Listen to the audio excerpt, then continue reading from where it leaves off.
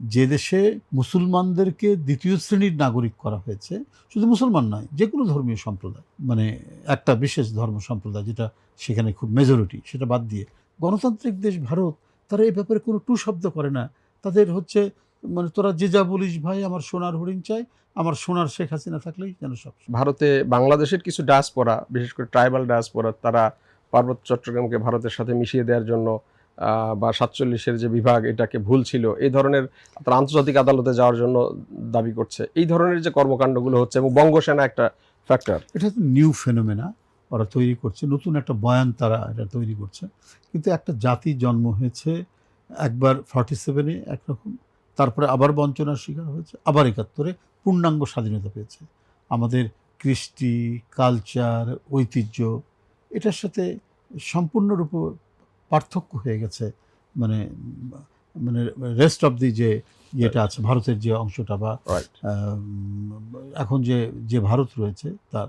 সুতরাং এইটা বলা মানে হচ্ছে আমাদের সার্বভৌমত্বকে অপমান করা, এটাকে অশ্রদ্ধা জানানো। এবং এইটা যখন বলে তখন বুঝতে হবে যে একটা গভীর চক্রান্তে সেখানে কিছু লোক মেতে রয়েছে বাংলাদেশ করার জন্য।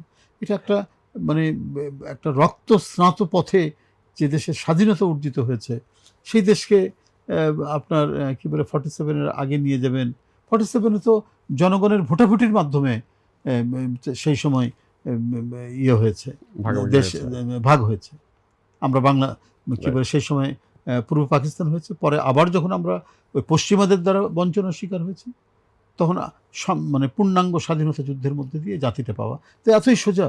আপনি ওখানে বললেন একটা ইয়ে করবেন, তো তখন আরেকটা কী হবে, যে দেশে আপনার মানে মুসলমানদেরকে দ্বিতীয় শ্রেণীর নাগরিক করা হয়েছে, শুধু মুসলমান নয়, যে কোনো ধর্মীয় সম্প্রদায়, মানে একটা বিশেষ ধর্ম সম্প্রদায় যেটা সেখানে খুব মেজরিটি, সেটা বাদ দিয়ে আপনি মুসলিম বলেন, আপনি বৌদ্ধ, খ্রিস্টান, এরাও তো অত্যাচারিত। ওখানে তো চার্চের যাজককে পর্যন্ত মেরে ফেলা হয়েছে, তফসিলিরাও। হ্যাঁ, তফসিলেরা তো ওখানে পদদলিত, নামিত হয়েছে দলিত, মানে দলন পীড়নের মধ্যেই তাদেরকে রাখা হয়। তো তো এইটা মানে তারা বলবেন, আর ওইটা মানুষ এটা একটা হাস্যাস্পদ কথা বলবেন, কিন্তু তাদের মনের মধ্যে এই ধরনের মানে একটা অশুভ ইচ্ছা তারা পোষণ করে। তবে এটা মনে রাখতে হবে, অখণ্ড ভারত চেতনা, হ্যাঁ, ওটা একটা ইয়ে করে। তো এটা মনে রাখতে হবে যে এক কাশ্মীর নিয়ে যে অবস্থার মধ্যে রয়েছে ভারত, এইটা বাংলাদেশকে নিয়ে যদি তারা মানে নানা ধরনের অশুভ চক্রান্ত করেন, এটা এদেশের জনগণ মানে ভারতকে বন্ধু ভাবা খুব কঠিন হয়ে পড়বে। প্রধানমন্ত্রী ভারত সফরে যাচ্ছেন, আবার যাচ্ছেন না, এরকম নিয়ে নানা আলোচনা আছে। ভারতীয় কিছু এক্সপার্ট বলছেন যে আগস্টের মধ্যে না গেলে আর মানে মোদির শিডিউল পাওয়া যাবে না এক বছরের, পরবর্তী এক বছরের মধ্যে। এই যে মানে এটাই তো একটা বাধ্যবাধকতা। একটা দেশের সরকার প্রধান উনি যখন যাবেন, সেই যাওয়াটা তো তাদের সাথে কথা হবে, দুই পক্ষের মধ্যে একটা সমন্বয় হবে, তাই তো? একটা সমঝোতা হবে। সমঝোতা হচ্ছে যে কোন টাইমে ওনার জন্য সুবিধা হবে, বাংলাদেশের প্রধানমন্ত্রীর জন্য সুবিধা হবে, আর কোন সময় ভারতের প্রধানমন্ত্রীর জন্য সুবিধা হবে। দুইজনেরই উপযুক্ত সময় যখন হবে, সেই সময় যাওয়াটাই তো হচ্ছে সবচেয়ে ন্যায়সঙ্গত। আগস্টের মধ্যে এটা তো শর্ত হলো, তোমাকে আসতেই হবে। এটা একটা সার্বভৌম দেশের প্রধানমন্ত্রী, এটা কিভাবে তিনি বিবেচনায় নেবে? আমারটাকেও যেমন দেখতে হবে যে আমি এই সময় যেতে পারবো না, এর পরে হলে যাব, ঠিক আছে। এরপরে যদি ওনার শিডিউল না থাকে, তাহলে যখন শিডিউল আসবে দুই পক্ষের মধ্যে, যখন উপযুক্ত সময় যখন দেখা যাবে যে দুইজনেরই উপযুক্ত সময় হচ্ছে এত তারিখ, তো তত তারিখেই যাবে। বাংলাদেশ কি শর্ত দিচ্ছে যে শেখ হাসিনাকে ফেরত দিতে হবে, ওসমান হাদির হত্যাকারীকে ফেরত দিতে হবে, বা এই ধরনের যে ডিসপিউট ইস্যুগুলো আছে এইগুলোর মীমাংসার ব্যাপারে কোনো ধরনের মানে পূর্ব শর্ত দিচ্ছে, যেটা ভারতীয় মিডিয়ায় লেখা হচ্ছে? আমি জানি না এই বিষয়গুলো আছে কিনা। এটা তো এমনি সব সময়ের জন্যই তো এটা বলা হচ্ছে। এটা তো মানে ভারত সফরের কোনো শর্ত হিসাবে এটা আছে কিনা এটা আমি বলতে পারবো না, কারণ এই বিষয়গুলো তো অফিসিয়ালি কখন বলা হয়নি। অফিসিয়ালি না বলা হলে এটাকে আমরা বলবো কী করে যে এটা সরকারে এগুলো বলেছেন। এটা তো মানে ইন জেনারেল এটা বলা হচ্ছে যে হাদির ইয়েদেরকে হত্যাকারীদেরকে ফেরত দিতে হবে, শেখ হাসিনাকে ফেরত দিতে হবে। এটা তো আমরা সবসময় বলে আসছি, এটা তো সরকারের একটা মানে ঘোষিত মানে বক্তব্য, সিদ্ধান্ত। তো সেই ক্ষেত্রে আমি মনে করি যে বিষয়টা ভারতের দিক থেকে পরিষ্কার করা উচিত। এই যে তিস্তা মহাপরিকল্পনা, আপনি উত্তরবঙ্গের মানুষ, বা আমাদের যে গঙ্গা পানি যে ওয়াটার শেয়ারিং, এটা এবছর শেষ হয়ে যাবে, এবং পদ্মা ব্যারেজ সরকার এগুলো নিয়ে ভারতীয় গণমাধ্যমে তাদের উদ্বেগের বিষয় রয়েছে, এইগুলো ব্যাপারটা। তো এটা আপনারা কিভাবে মানে এটা আমি সবসময়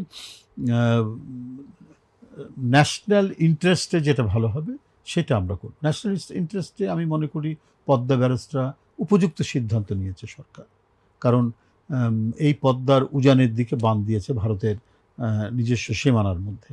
এটা নিয়ে আজকে বাংলাদেশের উত্তরাঞ্চল এবং উত্তর পশ্চিমাঞ্চল, এইটা দক্ষিণ পশ্চিমাঞ্চল, দক্ষিণ পশ্চিমাঞ্চল, এই দুটো এলাকা অনেকটা মরুময় হয়ে গেছে। আমরা আর্সেনিকের কথা ছোটবেলায় কখনো শুনিনি উত্তরবঙ্গে, সেখানে পানির মধ্যে আর্সেনিক পাওয়া যাচ্ছে এবং এটা নানা ধরনের হেলথ হ্যাজার্ড তৈরি হচ্ছে, মানুষ নানা অসুখ বিসুখের মধ্যে ভুগছে। এই জিনিসগুলো হচ্ছে, এটা হচ্ছে এই ফারাক্কা ব্যারেজের মানে যে প্রভাব। তো সেই ক্ষেত্রে এর অল্টারনেটিভ তো আমাদের করতে হবে, আমাদের নদীগুলোকে তো বাঁচাতে হবে, আমাদের পানির ফ্লো অব্যাহত রাখতে হবে, না হলে এই নদীমাতৃক দেশ, এই দেশ তো সব কিছু শুকিয়ে যাবে, নিষ্ফলা হয়ে যাবে। জীবন অবাক না করলে কে করবে? 28% মিল্ক ফ্যাটের অবাক করার সাথে ফ্রেশ মিল্ক পাউডার। জীবন অবাক করুক প্রতিদিন। তিস্তা ব্যারেজ আমাদের ন্যাশনাল ইন্টারেস্টে এটা কার্যকর বলে আমরা মনে করি। বাংলাদেশের সরকার এবং এখানকার যারা এক্সপার্ট, মানে যারা ফ্লুভিয়াল মরফোলজিতে যারা এক্সপার্ট, নদীর উপর যারা গবেষণা করেছেন, তারা এটাকে অত্যন্ত ইতিবাচক একটি প্রকল্প হিসাবে তারা নিয়েছেন।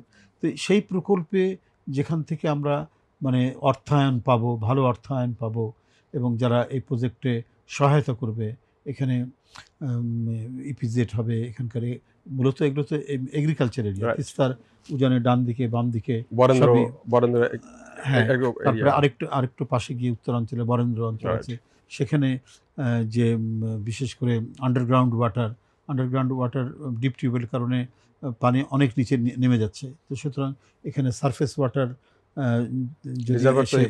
রিজার্ভার তৈরি করা, তাহলে ওখানকার গ্রাউন্ড ওয়াটারটা আরো উপরে উঠে আসবে। তো এটা তো একটা দেশের মানে বাঁচা মরার বিষয়, সেই বাঁচা মরার থেকে বাঁচার জন্যই তো এই তিস্তা প্রজেক্ট, তারপরে হচ্ছে এই পদ্মা প্রজেক্ট যেগুলো করা হচ্ছে, পদ্মা ব্যারেজ। তো এটা তো ন্যাশনাল ইন্টারেস্টে করা হচ্ছে। ন্যাশনাল ইন্টারেস্টে যে জিনিস, আমি আমার সার্বভৌম দেশ, আমি যার সাথে চুক্তি করার করব, আমি যার সাথে কথা বলার করব, আমি যে কারো কাছ থেকে, যে কোনো দেশের কাছ থেকে আমি অর্থ ধার করে নিয়ে এসে আমি বা যেভাবেই আমি নিয়ে এসে আমি এই প্রজেক্টটা করব, কারণ এটা আমার দেশের কল্যাণে লাগবে, আমার জনগণের কল্যাণে লাগবে।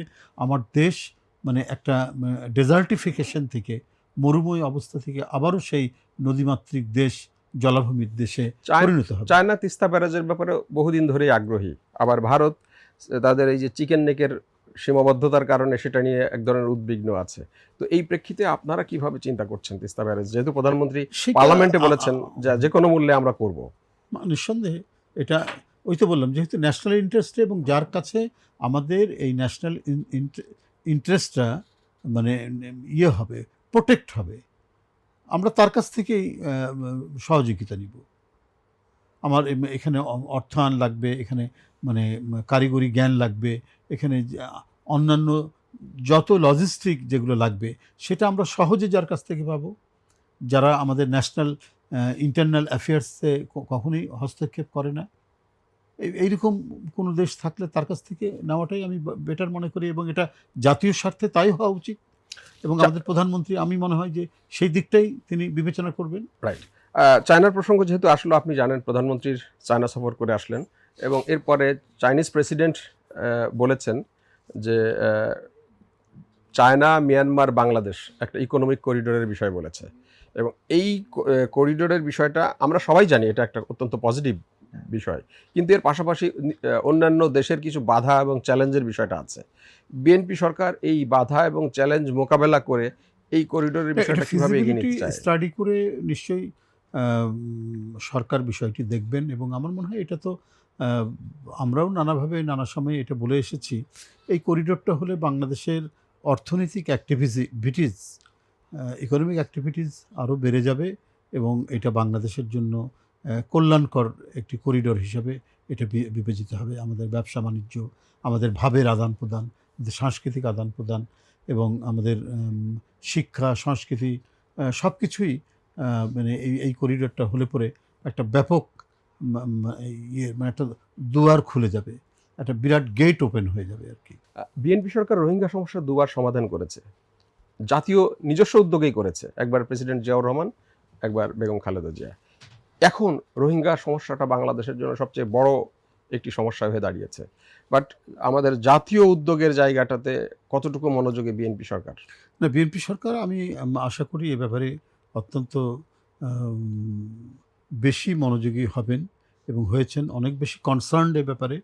সেটার আমরা নানা ধরনের উদ্যোগও আমরা দেখতে পেয়েছি, নানা বক্তব্য বিবৃতির মধ্যেও আমরা সেটি পেয়েছি। আরেকটা ব্যাপার হচ্ছে, বিএনপির যেহেতু অতীত ঐতিহ্য আছে, দুইবার বিএনপি এই রোহিঙ্গা সমস্যার সমাধান করেছিলেন। একবার শহীদ রাষ্ট্রপতি জিয়াউর রহমানের সময়, এটা সম্ভবত ৭৭ কিংবা ৭৮ সালে, ৭৮ সালে 78-এ, আরেকটা ৯২ সালে বেগম খালেদা জিয়া। এবং বেগম খালেদা জিয়া তখন তো নতুন প্রধানমন্ত্রী হয়েছেন, ৯১ প্রধানমন্ত্রী হয়েছে, সেকেন্ড ইয়ার তার চলছে তখন। ওনাকে দাওয়াত দেওয়া হয়েছিল হোয়াইট হাউসে, এবং হোয়াইট হাউসের এজেন্ডার প্রথমেই ছিল হচ্ছে রোহিঙ্গাদেরকে, মানে রোহিঙ্গাদের প্রত্যাবাসন তার নিজ দেশে। তো এটা তো ওই সময় খুব প্রশংসিত হয়েছিল, এবং তিনি ফিরে এসেই ক্রমান্বয়ে এই সমস্যার সমাধান করেছেন।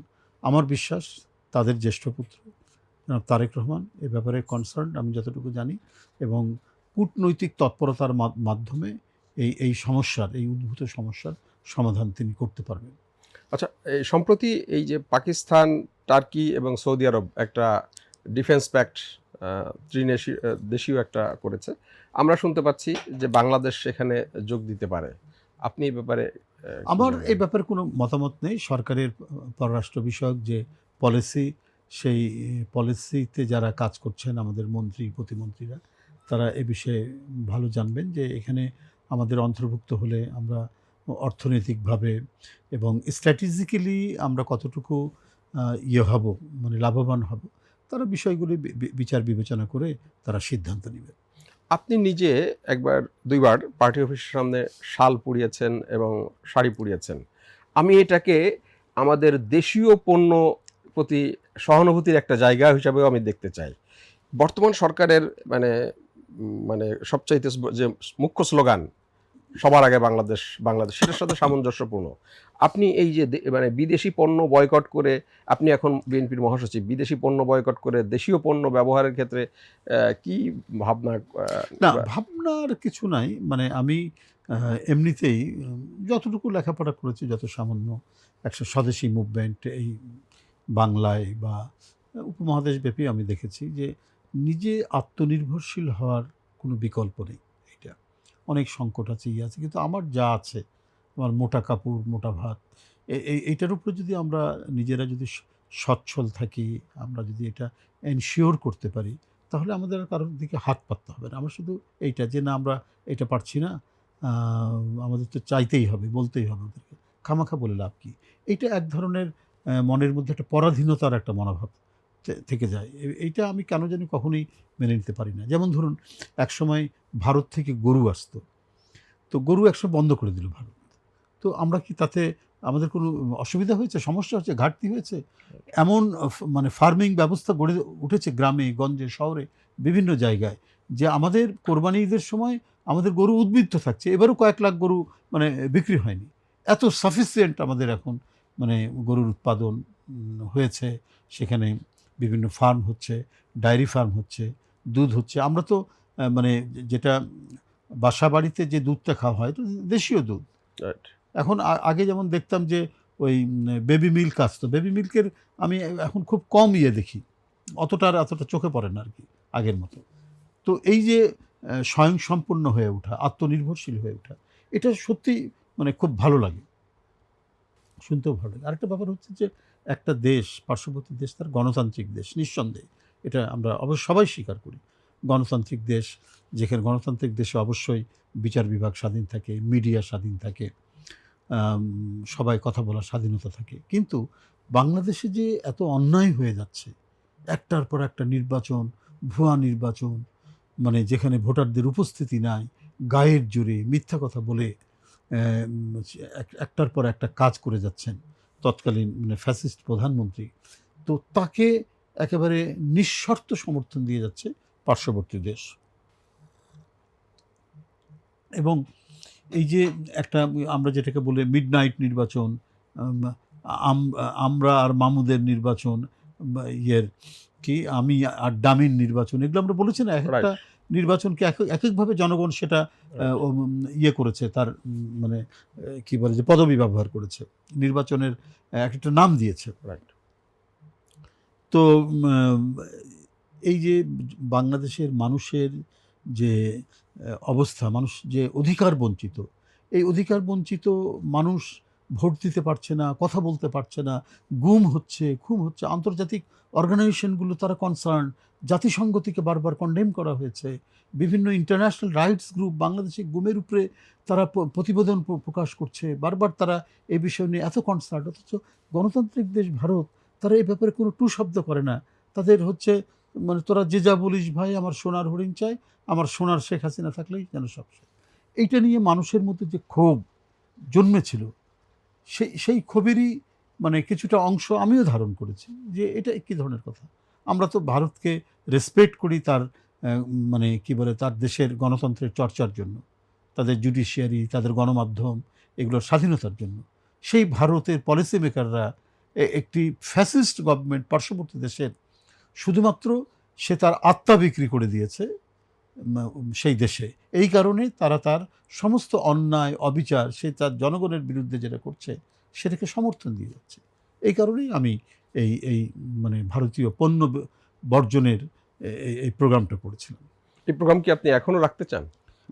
আমার মনের মানে ওই স্পিরিটটা তো নিশ্চয়ই আছে, আমাদের নেতাকর্মীদেরও আছে, একই স্পিরিট আছে। যদি আমরা দেখি যে না, তারা আমাদেরকে মানে ইকুয়াল যে মর্যাদা, সমমর্যাদা যেটা দেওয়া দরকার, মানে ভারত বাংলাদেশ সমমর্যাদা সম্পন্ন দেশ, এই বোধটা তাদের মধ্যে যদি ঘাটতি দেখা যায়, তখন তো নিশ্চয়ই আমরা নিজেরা ইন্ডিপেন্ডেন্ট হওয়ার জন্য জনগণকে আরও বেশি সচেতন করে জনগণকে সাথে নিয়ে আমাদের সেটা গড়ে তুলতে হবে, আত্মনির্ভরশীল হওয়ার ক্ষেত্রে।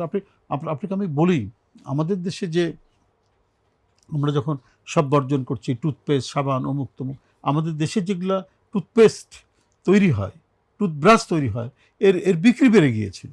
এবং মজার ব্যাপার, বিভিন্ন যে ডিপার্টমেন্টাল স্টোর, সেখানে ক্রোকারিজ, বিশেষ করে স্টেইনলেস সব থাকে না, ক্রোকারিজ বিভিন্ন, তো গৃহিণীরা যাচ্ছে, গৃহিণীরা গিয়ে কিনতে যাচ্ছে, ধরেন একটা প্রেশার কুকার কিনবে, পেয়ে জাতীয় কোনো জিনিস, একটা ক্রোকারিজ কিনবে, কিনে যখনই দেখাচ্ছে যে ইন্ডিয়ান, বলছে না ইন্ডিয়ান না, অন্য কোনো দেশের থাকতে দেন, হয় বাংলাদেশের, না হলে অন্য কোনো দেশের থেকে দেন।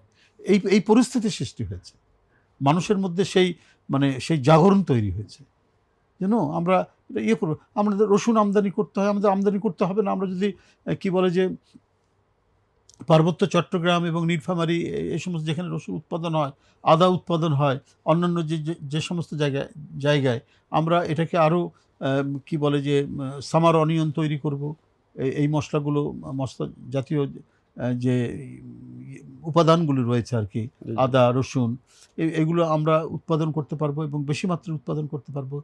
ইয়েরা বলছেন, কৃষি বিজ্ঞানেরও সেই কথা বলছেন, যেখানে যেখানে উৎপাদন হয়, কারণ আমরা তো ইম্পোর্ট করি মূলত ভারত থেকে পেঁয়াজ, রসুন, এগুলোই তো, এগুলো সাফিসিয়েন্ট আমরা এখানে করতে পারবো।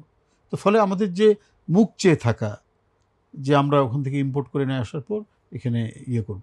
এবারে রোজার মাসে তো বিএনপির গভর্নমেন্ট তো তৈরি হলো রোজার মাসের ইয়ের দিকে, প্রথম দিকেই তো কই আপনার তো ইয়ে করতে হয়নি, কি বলে যে পেঁয়াজের দাম তো বাড়েনি, আদার দাম তো বাড়েনি, তখন তো বর্ডার একেবারে বন্ধ করে দেওয়া হয়েছে। হ্যাঁ, তো আমরা তো আমাদের যে উৎপাদিত যে ফসল, সেটা দিয়ে আমরা চলেছি এবং ভালো মতো চলেছি। আমার কথা হলো ইন্টারন্যাশনাল গ্লোবাল যে মানে অর্থনীতি, সেখানে পরস্পরের মধ্যে একটা সম্পর্ক থাকবে, মিথস্ক্রিয়া থাকবে। কিন্তু আপনি আমাকে দেখছেন অবহেলার চোখে, আপনি আমাকে ঈর্ষার চোখে দেখছেন, তাহলে আমি কেন আপনার সাথে মানে সহৃদয় মানে একবারে ইয়ে রেখে হাত প্রসারিত করে আলিঙ্গন করব? আমি তো আপনার কাছ থেকে সেই ইয়েটা পাচ্ছি না। একটা নাক সিটকানো ভাব প্রতিনিয়ত সেখানকার গণমাধ্যমে বাংলাদেশ বিরোধী প্রচার হচ্ছে। বিকজ কি কারণ? কারণ তো কিছু নয়, যে এখানকার সংখ্যাগরিষ্ঠ মানুষ মুসলমান, একটা সাম্প্রদায়িক দৃষ্টিভঙ্গিতে তারা এটা করছে। আমরা এদেশের মানুষ কখনোই সাম্প্রদায়িক দৃষ্টিভঙ্গি নিয়ে দেখে না। এমনকি আমাদের এখানে যারা ইসলামী রাজনীতি করে তারাও কিন্তু বক্তৃতায় সাম্প্রদায়িক বক্তৃতা করে না। তারা হয়তো বলে ইসলাম প্রতিষ্ঠা করতে হবে, এখানে এই নামাজ পড়তে হবে, আমাদের ইসলামী কায়দায় চলতে হবে, সে তার নিজের সম্প্রদায়কে বলছে। কিন্তু কখনোই আপনি দেখবেন না আমাদের দেশের কোনো হুজুর বা আমাদের দেশের কোনো ইসলামী পলিটিক্যাল পার্টি তারা কোনো সম্প্রদায়কে উদ্দেশ্য করে নেগেটিভ কথা বলে, নেগেটিভ কথা আপনি কোথাও পাবেন না। Right. কিন্তু ওখানে যারা সেকুলার বলে তারা পর্যন্ত আপনার সাম্প্রদায়িক বক্তব্য পেশ করে রাখছে। তো এটাই তো মানসিকতার ডিফারেন্স দুইটার। অথচ আপনার কনস্টিটিউশনে যাই থাক, কনস্টিটিউশনের সেকুলারিজম থাকলেই যে সেই দেশ সেকুলার হয় তা কিন্তু ঠিক নয়। ভারতের দিকে তাকালে সেটা সেটা সেই দিকে তাকালে সবচেয়ে প্রমাণ। আমার দেশে কি আছে? ইসলাম রাষ্ট্রধর্ম, বিসমিল্লাহির রহমানির রহিম। কিন্তু আমার দেশের সেকুলারিজম এবং অন্য ধর্মের প্রতি সহিষ্ণুতা এত মাটির গভীরে পতিত, রাইট, এটা চিন্তাই করা যাবে। আমরা একসাথে বেড়ে উঠি, একসাথে আমরা উৎসব করি, সবকিছু করি আমরা।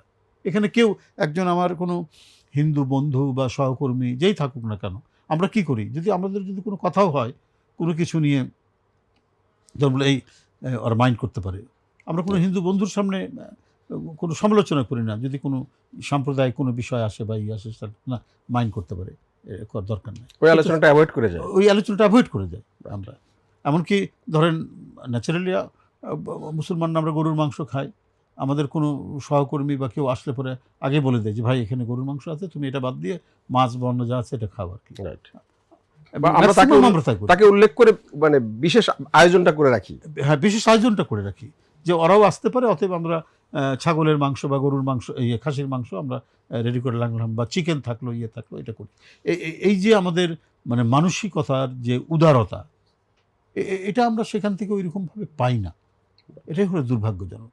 অথচ আমাদের we have the feelings of same colonial exploitation. আমরা এই উপমহাদেশ একসাথে, আমরা ব্রিটিশ কলোনিয়ালাইজেশন যেটা হয়েছিল, তাদের অত্যাচারিত, তো আমরা একসাথে অত্যাচারিত, একসাথে আন্দোলন করেছি, একসাথে জেলে গেছে। কিন্তু ঘটনাটা এমন হলো, ভাগ হলো কেন? কারণ দেখা যাচ্ছে মানসিকতার পার্থক্য। আজকে যদি তারা বলছে যে 47 আগে চলে যাবে, তো গেলে পরে কী হবে? এখানে যে এত 20 কোটির মতো যে মুসলিম, পাকিস্তানে 24 কোটি মুসলিম, তারা তো সব দ্বিতীয় শ্রেণীর নাগরিক হয়ে যাবে। আমি যে স্বাধীনতা ভোগ করছি সেই স্বাধীনতা আর থাকতে পারবো না। কিন্তু আপনি এরকমও তো হতে পারে যে এখানকার 20 কোটি, পাকিস্তানের 24 কোটি, ভারতের 30 কোটি মিলে জনসংখ্যা তো একটা বিরাট হয়ে যায়। একটা বিরাট হবে, কিন্তু তারপরেও তো মানে তাদের যে সাম্প্রদায়িক মানসিকতা, সেই মানসিকতা তারা তো বেশি থাকবে। তখন তারা তো মানে ওই সংখ্যাগরিষ্ঠতা নিয়েই তো আমরা মানে মানসিকভাবে নিপীড়িত হব, নির্যাতিত হব। আমার সর্বশেষ প্রশ্ন আপনার কাছে, আপনি মহাসচিব হিসাবে, আপনার দিক থেকে ভারপ্রাপ্ত মহাসচিব হিসেবে আপনি কোন 5টি কাজ সবচেয়ে বেশি গুরুত্ব দেবেন? না, আমি যেটা গুরুত্ব দিতে চাই যে মহাসচিব হিসেবে, সেটা হলো ওই যে আপনি যেটা বলেছেন যে দল ক্ষমতায় আসলে একটু ঝিমিয়ে পড়ে বা কিছু হয়, এই ঝিমানোটা থেকে কাটিয়ে ওঠার চেষ্টা করা। যদিও মানে আমরা ওই অর্থে ঝিমানো বলবো না, আমি কিন্তু রেগুলারই বাইরে কোনো প্রোগ্রাম না থাকলে আমি রেগুলারই পার্টি অফিসে আসতাম। হ্যাঁ, মাঝখানে আমি একটু অসুস্থ ছিলাম, আমার নিউমোনিয়া হয়ে গিয়েছিল ঠিক ইলেকশনের সময়। ওই সময় 1-1.5 মাস আমি আসতে পারিনি, কিন্তু তারপরে যখন ক্রমান্বয়ে সুস্থ হয়ে উঠছি আমি পার্টি অফিসে আসি। আর আমাদের প্রধানমন্ত্রী, ওনাকে তো যে কেউ অ্যাপ্রোচ করা যায়। আপনি এখন হয়তো এমনি অ্যাপয়েন্টমেন্ট নিয়ে দেখা করা অনেক কাজের মধ্যে থাকতে হয়, বহু দেশ বিদেশের বিভিন্ন লোকজন আসছে, সংস্থা আসছে, তারা অ্যাপয়েন্টমেন্ট নিচ্ছে, স্বাভাবিকভাবে ওনার কাজের পরিধিটা অনেক বেশি। কিন্তু আপনি যদি ফাঁকা থাকেন কখনো শুক্রবার বা অন্য কোনো সময়, এবং আপনার সাথে ধরেন আগে আপনাকে চেনেন উনি, আপনি যদি ওনার নাম্বারে টেলিফোন করেন নিজে রিসিভ করেন। মানে এত প্রধানমন্ত্রী হিসেবে তো হিউজ কাজ। ওনার যে যারা সচিবিক দায়িত্ব পালন করছেন, সহকারীর দায়িত্ব যারা পালন করছেন, তাদের মাধ্যম দিয়েই তো যেতে হয়। তার চেষ্টা করেও অনেক সময় তো হয়ে ওঠে না, পারা যায় না। একটা প্রাইম মিনিস্টার কি একবারই যখনই মনে করলাম তখনই যাওয়া যাবে, তা তো যাওয়া যাবে না, আরও কাজ করতে হয়, অনেক কাজ থাকে একবার। এখন তো গোটা নেশন নিয়ে, এর আগে তিনি ছিলেন পার্টি নিয়ে, এখন তো গোটা নেশন নিয়ে তাই কাজ করতে। স্বাভাবিক ব্যাপার, আমাদেরকে তার পরিবেশ পরিস্থিতি বুঝিয়ে আমাদেরকে সেভাবে কথা বলতে হয়, অ্যাপয়েন্টমেন্টের কথা বলতে হয়, রাজনীতির কথা বলতে হয়। কিন্তু আমরা যদি নিজের উদ্যোগে সবাই পার্টি অফিসে আসি এবং দলের অন্যান্য যে কাজগুলো আমরা যদি করি, তাহলে পার্টি গতিশীল থাকে। ধরুন একজন যুগ্ম মহাসচিব, তিনি তার এলাকায় অথবা অন্য কোনো এলাকায় যদি তাকে কোনো কাজে যদি পাঠানো যায় দলের, যে একটা উনি যে ওখানে একটা কর্মী সভা করে আসলো, এটাও একটা পার্টির কাজ হলো। তো আমি মনে করি এই কাজগুলো আমরা শুরু করব, যাতে কোনো মানে ওই কেউ যাতে না বলতে পারে, বিশেষ করে মিডিয়া, যে ঝিমিয়ে পড়ছে, সরকারের মধ্যে হ্যাঁ একটা গ্যাপ হয়ে যাচ্ছে, ঝিমিয়ে পড়ছে, হারিয়ে যাচ্ছে, না বলতে পারে। তো এই কাজগুলো করব এবং আমরা মানে এই 6 মাসেও আমরা অতটা হতে দেয়নি। তবে আমি আপনার সাথে একেবারে দ্বিমত পোষণ করব না, কিছুটা একটু স্লথ গতি হয়েছিল, তো সেটা যেন না হয় সেই দিকটা দেখব। সাংগঠনিক দিকটা দেখাই তো মূল কাজ, এবং এই ব্যাপারে চেয়ারম্যান সাহেব ওর মধ্যেই যতটুকু ইনস্ট্রাকশন দেবেন, সেই ইনস্ট্রাকশনটা ইমপ্লিমেন্ট করাই হচ্ছে অ্যাজ মহাসচিব হিসাবে আমার সেটা দায়িত্ব, আমার সহকর্মীদের নিয়ে। ধন্যবাদ জনাব রিজভী আহমেদ, ইনকিলাব ডিজিটালকে এত দীর্ঘ সময় দেওয়ার জন্য। প্রিয় দর্শক, ধন্যবাদ। প্রিয় দর্শক, দর্শককেও অনেক শুভেচ্ছা, যে ইনকিলাব আমাদের বহু ঐতিহ্যবাহী একটি প্রতিষ্ঠান, গণমাধ্যম। এখানকার যারা পাঠক আছেন, শ্রোতা আছেন, এবং ইনকিলাব পরিবারের যারা আছেন, সম্পাদক সহ সবাইকে আমি বিএনপির পক্ষ থেকে আন্তরিক শুভেচ্ছা এবং মোবারকবাদ জানাচ্ছি। Thank you. আপনার এই উইশিংয়ের জন্য আবারও ধন্যবাদ জানাচ্ছি। প্রিয় দর্শক, আপনারা এতক্ষণ দেখছিলেন ইনকিলাব ডিজিটালে। আজকে আমাদের অতিথি বিএনপির ভারপ্রাপ্ত মহাসচিব জনাব রুহুল কবির রিজভীর মূল্যবান সাক্ষাৎকার। আপনাদেরকে পরবর্তী সাক্ষাৎকার দেখার জন্য আমন্ত্রণ জানিয়ে আজকের মতো এখানে বিদায় নিচ্ছি। আল্লাহ হাফেজ।